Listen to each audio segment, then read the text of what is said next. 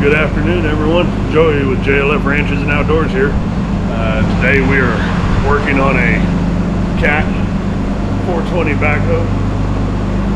The customer's complaint is hard start, dragging when trying to start and whatnot. They also had a complaint of low hydraulic power. They stated that when they had a hammer on it, it would be running fine, and then towards the end of the day they noticed that it would start hitting real slow. So they asked me to come take a look at it. I went ahead and had them go ahead and pull the filter on it to see if anything was in the filter. There was no excessive signs of any kind of debris or anything in the filter or any kinds of metal, so that made me think everything on the hydraulic side should be okay as far as any major component failure. So went ahead and put the new filter in already, and if you don't know where the new filter is, that silver housing, that's where the filter is. We're going to go ahead and start it up, do a couple checks on it with some pressure gauges, see what happens. Got another gauge on here. This one don't look much different. Anyways, not touching a single thing on this machine.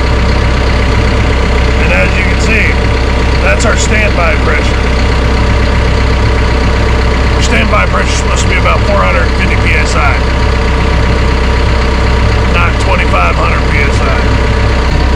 But as you can see, pressure-wise, she puts out pretty good.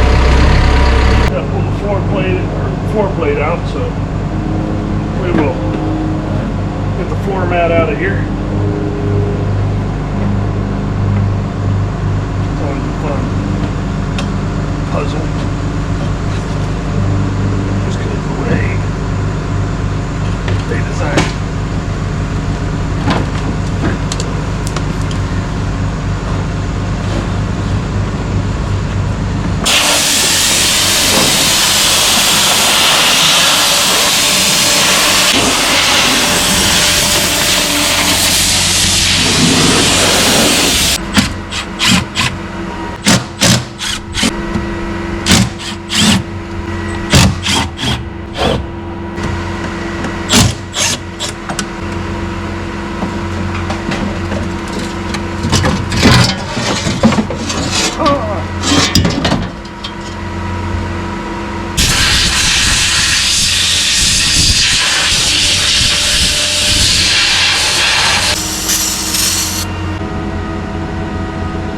Alright, to check your differential pressure, you hook up the gauge there, and then you'll hook up another one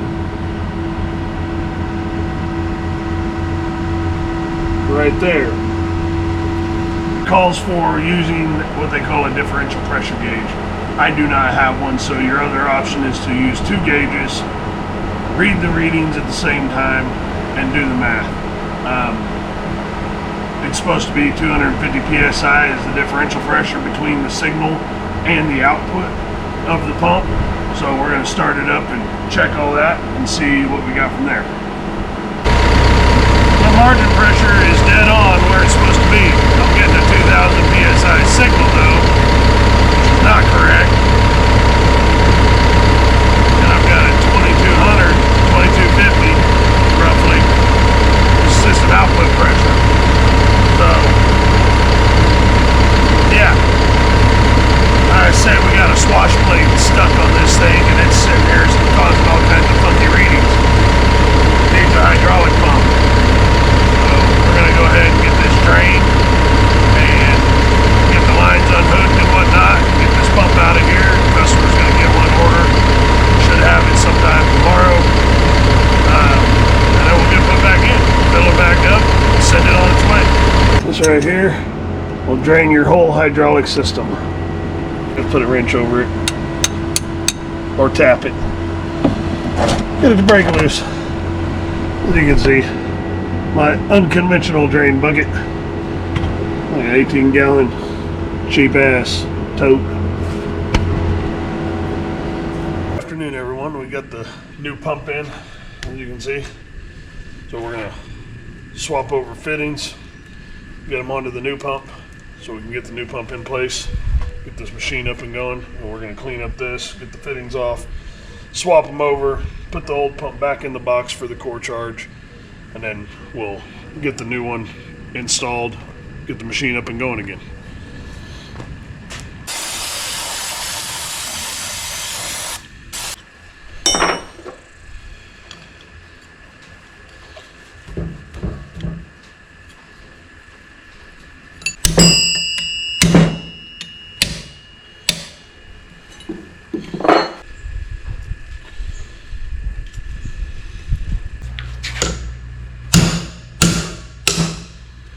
It's always best practice to replace any seals that you expose when you're taking hydraulic fittings off, even if you know they were just replaced, because you never know. You may put a brand new fitting in, or a brand new seal in a fitting, install everything and it'd be good.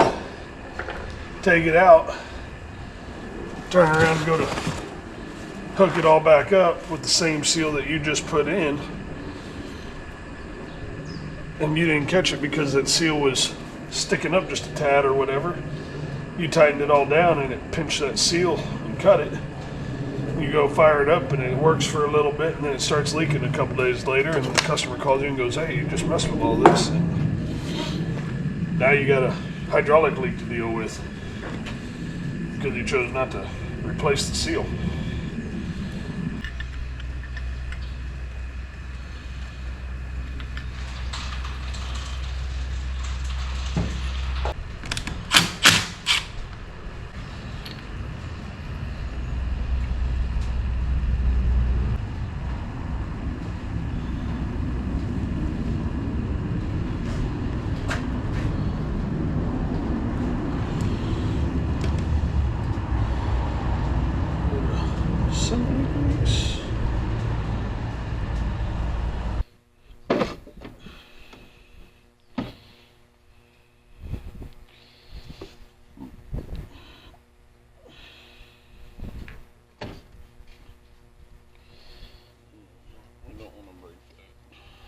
Don't want to break that. And then this to kind of help support.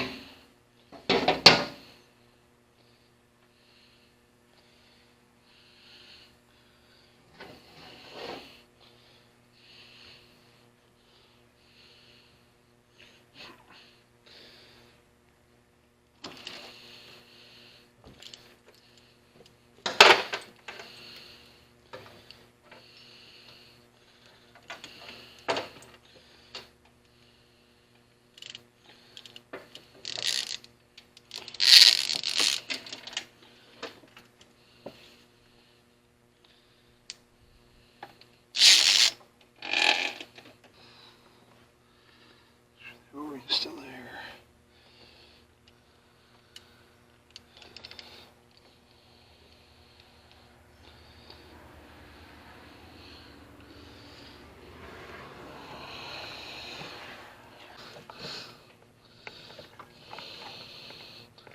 Just like so.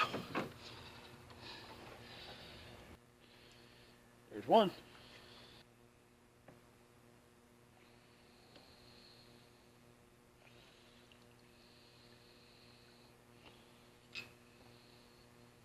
Two.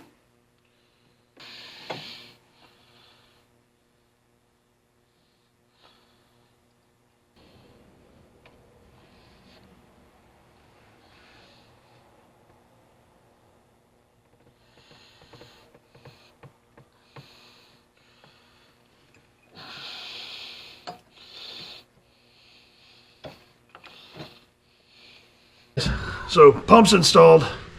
As you can see, it was pretty basic. There's 1, 2, 3, 4 lines total.